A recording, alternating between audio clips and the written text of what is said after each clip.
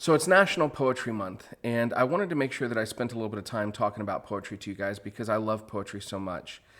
And the poet that I want to talk to you about is often kind of thought of mainly as a children's poet, but I think that number one, good poetry belongs to everyone. Number two, many of us found our first love for poetry in the pages of this author.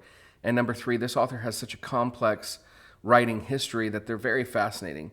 So who am I talking about? I'm talking about Shel Silverstein. I'm talking about Where the Sidewalk Ends.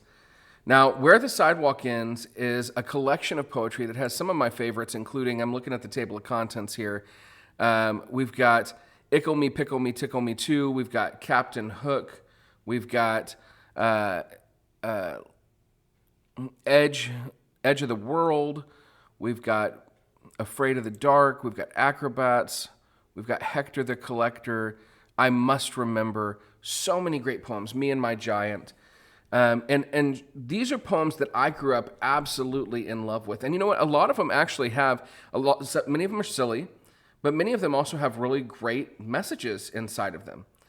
And Shel Silverstein is absolutely a fascinating person who really got started writing for an adult publication, who wrote songs for Johnny Cash and for Dr. Hook and the Medicine Show. And then ended up having this sort of illustrious career of sorts, writing children's poetry and illustrating it. And it's poetry that we've fallen in love with. And so I've done before The Giving Tree, which if you go and watch that video, The Giving Tree is absolutely one of the most deep, meaningful poems that exists, I think. But also Where the Sidewalk Ends, filled with lots of fun, enjoyable, goofy, and then also meaningful poems within it. These are the things that get kids to love reading, and we need to find ways to perpetuate that love. So pick up some Shel Silverstein today.